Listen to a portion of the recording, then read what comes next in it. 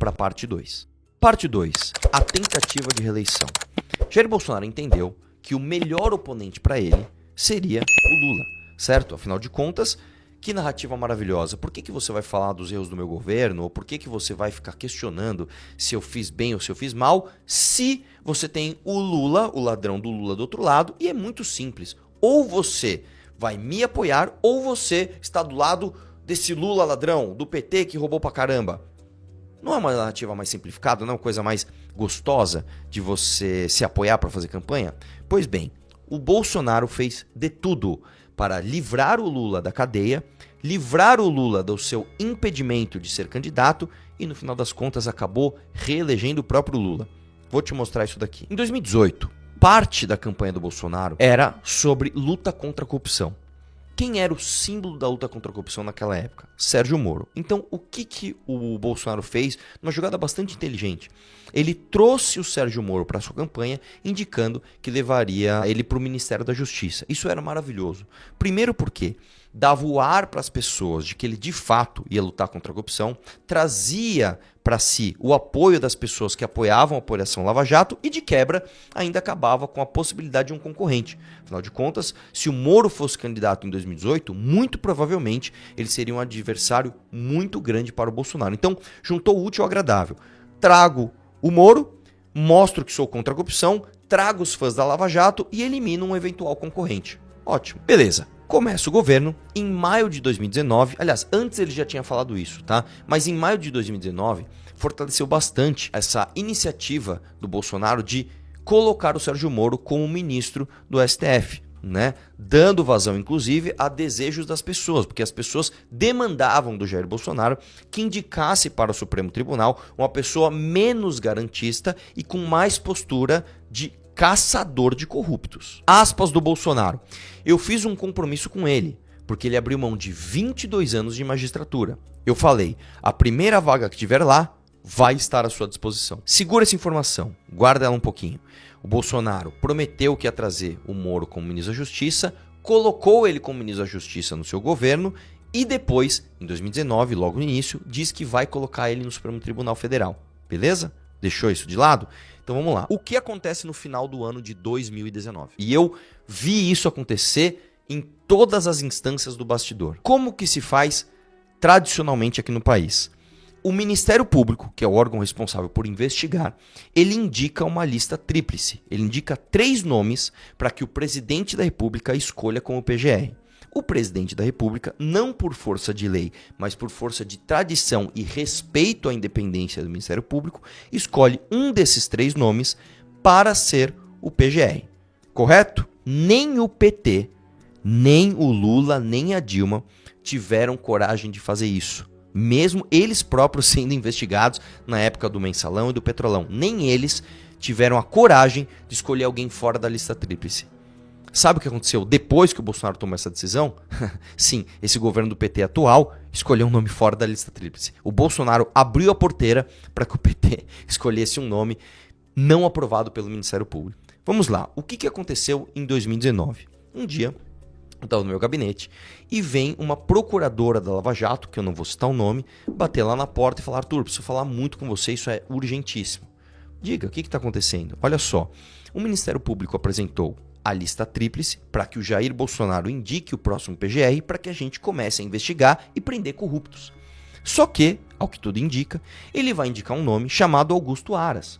O Augusto Aras não está na lista tríplice e ele é um garantista, ou seja, é o oposto do que a gente quer. É o oposto de alguém que quer investigar e prender corrupto. É alguém que pensa muito em prerrogativas, em garantismo. É aquele tipo de pessoa que não investiga corruptos. Aspas dele.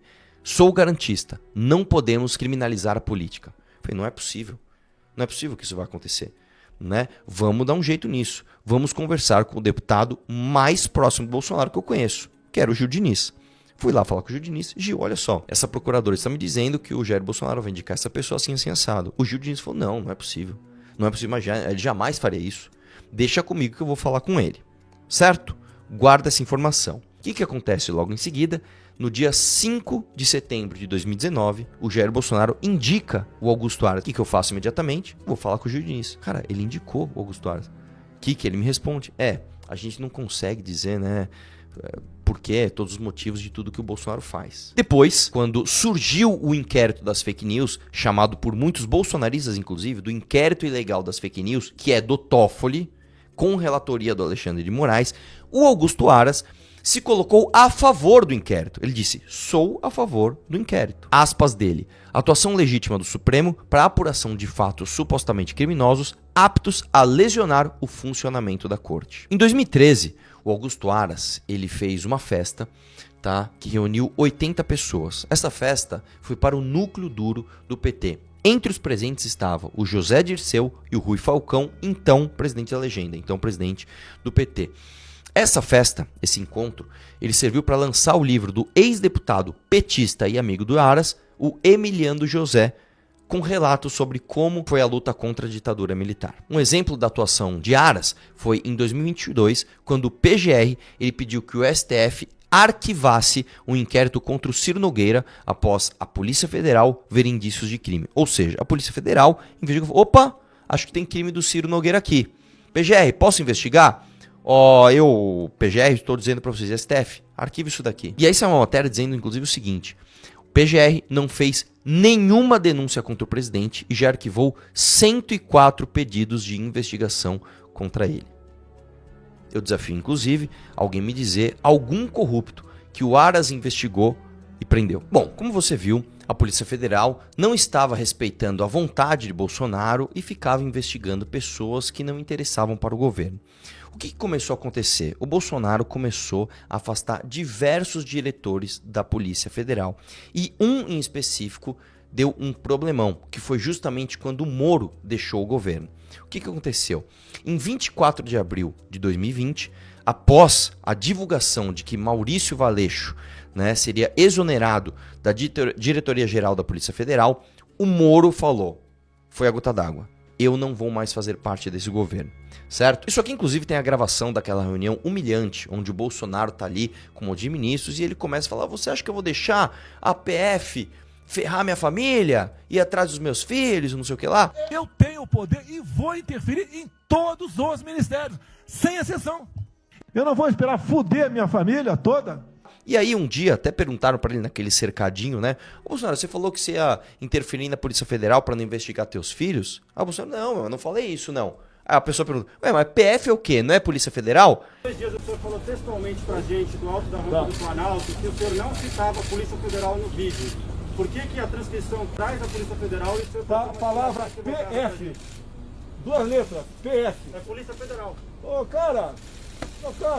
Em coletiva de imprensa, o Moro acusou o Bolsonaro, inclusive, de interferir no comando da Polícia Federal. Aspas do Moro, tá?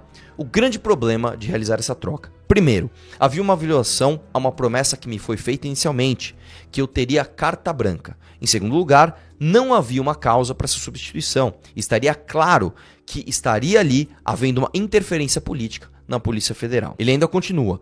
Falei ao presidente que seria uma intervenção política e ele disse que seria mesmo. E é óbvio que isso foi só a gota d'água. E depois teve ainda uma coisa mais grave. O Sérgio Moro, enquanto ministro da Justiça, ele protocolou um pacote que era o pacote anticrime. Era uma série de medidas institucionais, de mudanças institucionais que facilitavam a investigação e a punição, desde bandidos comuns, né, de ladrão de celular, até bandidos do colarinho branco. O que aconteceu na ocasião?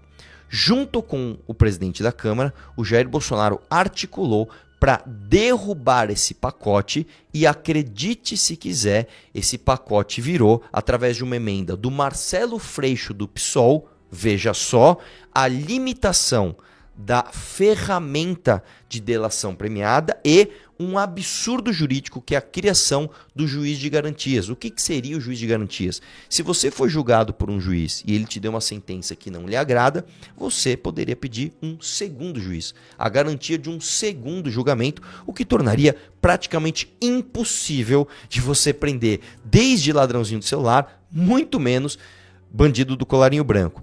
Essa emenda do Freixo, acredite se quiser, foi sancionada por Jair Bolsonaro E olha só, hoje no Brasil, nós só não temos o juiz de garantias, que custaria um absurdo para os cofres públicos e travaria todo o nosso sistema judicial, porque um ministro do Supremo pediu vistas desse projeto e simplesmente engavetou e não andou com ele. Porque, de acordo com a vontade de Jair Bolsonaro, nós já teríamos o sistema jurídico do Brasil travado através do juiz de garantias. Dado tudo isso, chegou o momento da primeira indicação do Jair Bolsonaro para o STF. Ou seja, a meu ver, isso é uma questão de opinião, é talvez a coisa mais importante que se esperava do governo de Jair Bolsonaro. Afinal de contas, esta indicação dele ficaria, e aliás vai ficar, mais de 20 anos no STF, direcionando a corte para o que a gente quer. A gente quer uma corte mais garantista, que proteja inclusive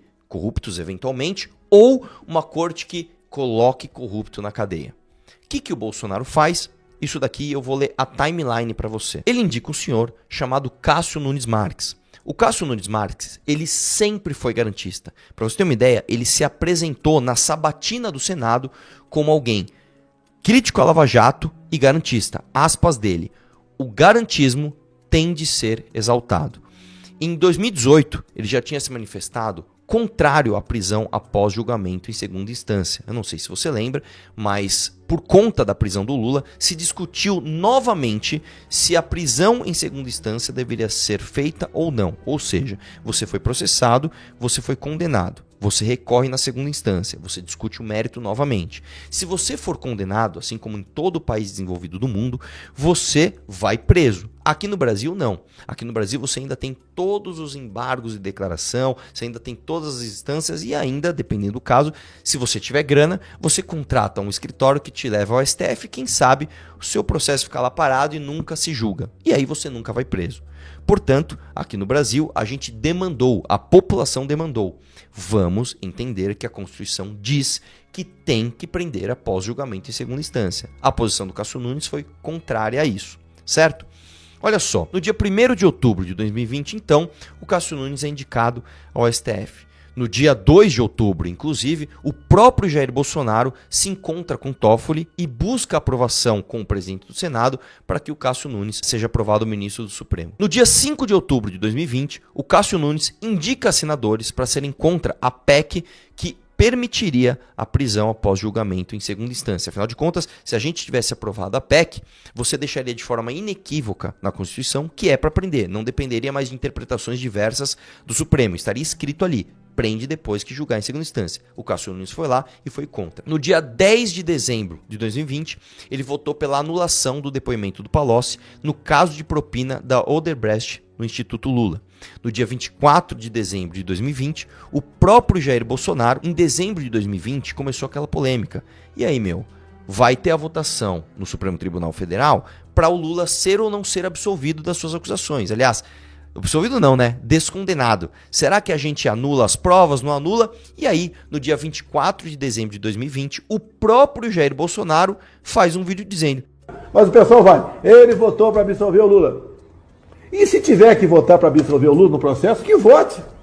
Ou tudo quando se acusa uma pessoa, tudo do que ela é acusada é para ser verdadeiro. Em fevereiro de 2021, o Cássio Nunes vota a favor do Lula para que ele tenha acesso às, aspas, provas da Vaza Jato. Para quem não lembra, a Vaza Jato são aquelas, aspas, provas de que o Deltan Dallagnol e o Sérgio Moro teriam cometido alguma irregularidade no processo através da invasão de um hacker no sistema do Telegram.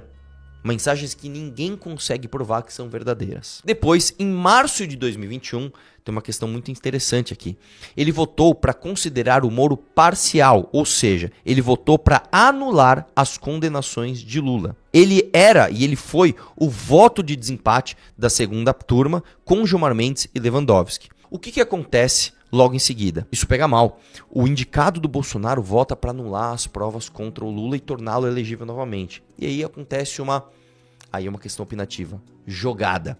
Em 22 de abril de 2021, ele volta atrás e não reconhece a incompetência do Moro. Ele foi vencido pela virada de voto também da Carmen Lúcia. Aí fica a questão, será que eles não se conversaram? São 5 ministros. Será que os 5 ministros não se conversaram? Eu viro meu voto, você vota também e o resultado é o mesmo? Curiosamente, no dia 11 de novembro de 2019, Eduardo Bolsonaro faz um vídeo dizendo que o Lula solto é melhor para nós. É muito melhor o Lula solto. O Lula solto vai reviver aquele sentimento antipetista. Bom, a história você já conhece, Lula recupera os seus direitos políticos, volta a ser presidente. Em 2023, já no governo Lula, o Cássio Nunes se aproxima do Lula e começa a indicar nomes para outros tribunais. No dia 21 de maio de 2024, ele votou com o Gilmar Mendes para anular a pena do Zé Dirceu. Em setembro de 2024, votou com o Toffoli para anular as condenações de Marcelo Odebrecht. E em agosto de 2025, ele desempatou, ele foi o voto de Minerva mais uma vez, e anulou todas as condenações do Antônio Palocci. Eu quero lembrar que o senhor Cássio Nunes Marques vai ficar mais de 25 anos no STF. Na mesma direção de acabar com qualquer tipo de combate à corrupção no Brasil, olha o que o bolsonarismo fez. Em março de 2019, eu fui com o meu dinheiro, eu enquanto deputado, eu peguei o meu dinheiro privado, comprei uma passagem e fui para Brasília articular a CPI da Lava Toga com os senadores. Na época, eu me juntei com alguns senadores do Podemos, né, na ocasião, e a gente foi buscar essas assinaturas. A gente precisava de 27 assinaturas. Com 27 assinaturas, a gente abriria uma comissão parlamentar de inquérito para se investigar eventuais abusos dos ministros da Suprema Corte.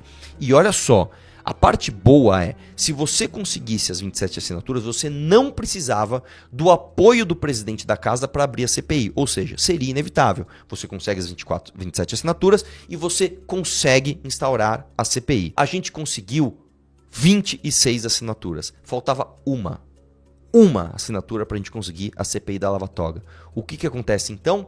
O senador Flávio Bolsonaro começa a ligar para os senadores que não assinaram, falando para não assinar, e começa a ligar para os senadores que assinaram, falando para retirar as assinaturas. E assim a gente acabou com a possibilidade de ter a CPI da Lava Toga. No dia 11 de setembro de 2019, no canal bolsonarista Terça Livre, o próprio senador Flávio Bolsonaro disse o seguinte: uma CPI com essa pauta, além de ser uma coisa questionável, você começar a entrar no mérito das decisões de cada ministro, é uma coisa que se discute, eu não tenho a menor dúvida que isso toca fogo no país. Eu fui contra, sim, é importante trazer isso a público também, a CPI da Lava Toga, porque qual presidente da República que quer uma CPI aberta durante seu mandato? Nenhum. A gente jogou pelo ralo a nossa única chance de ter tido uma CPI para investigar ministro do Supremo. Depois de todo esse histórico que eu te mostrei aqui, a desarticulação da CPI da Lava Toga, a indicação de um PGR garantista, a indicação de um ministro garantista que devolveu inclusive a elegibilidade do Lula, você tem mais uma que é a cereja do bolo. Para você que ainda acredita que Jair Bolsonaro está, de alguma forma, batendo de frente com o tal do sistema, eu vou te contar uma coisa. Sabe todas essas decisões que você considera maldosas do Alexandre de Moraes? Pode escolher uma aí. Retirada das redes do Monark, retirada das redes do Paulo Figueiredo, retirada das redes do Rodrigo Constantino, multa na Rede X, a condenação da Débora do Batom, tudo isso que você pode pensar que seja decisão monocrática, ou seja, um ministro supremo vai lá e dá uma decisão e passa por cima, muitas vezes, de todo um ordenamento jurídico do Brasil. Eu vou te contar uma coisa. O PL 10042 de 2018, ou seja, um PL de 2018, foi apresentado na Câmara dos Deputados que ele acabava com a decisão monocrática de ministro supremo. Basicamente, ele dizia o seguinte: toda vez que um ministro der uma decisão monocrática, ela tem de ser submetida ao plenário do STF.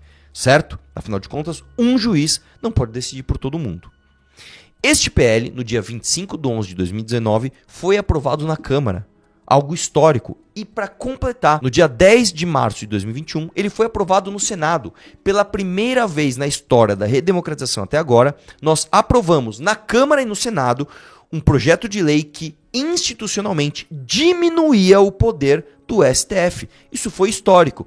O que acontece no dia 2 de abril de 2021, o Jair Bolsonaro veta essa lei integralmente. Ele simplesmente joga no lixo a aprovação de uma lei que acabava com esta ferramenta que hoje você reclama, que o Alexandre de Moraes abusa dela. Curiosamente, o Jair Bolsonaro foi participar de uma entrevista num programa chamado Inteligência Limitada, do Vilela, e o que acontece? O apresentador pergunta para ele, por que o senhor vetou essa lei? Uma pergunta que, curiosamente, ninguém faz para ele.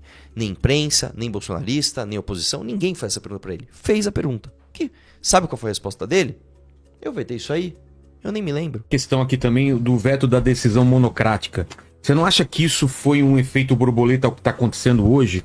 Porque a decisão monocrática é esse artifício de um juiz decidir e parece que foi em Câmara dos Deputados, foi aprovado na Câmara em 2019, aprovado no Senado em 2021, 10/3, e aí você veta integralmente 2/4/2021. Não acaba ressoando hoje isso? Eu não tô lembrado desse. Pode ser que eu tenha vetado, pode ser. Isto posto, eu finalizo essa parte 2 deixando claro para você, com fatos, de que Jair Bolsonaro não é um guerreiro conservador que está batendo de frente com o sistema ou que quer moralizar o Brasil. Isso não existe. Está muito claro aqui que Jair Bolsonaro é um político corrupto, corporativista, do Centrão. Ele próprio já disse, eu sou do Centrão, pô. O Centrão é um nome pejorativo. Eu sou do Centrão. Eu fui do PP metade do meu tempo. Que sempre lutou não pelo país, não pelas pautas conservadoras ou de direita, mas sim pelos próprios privilégios.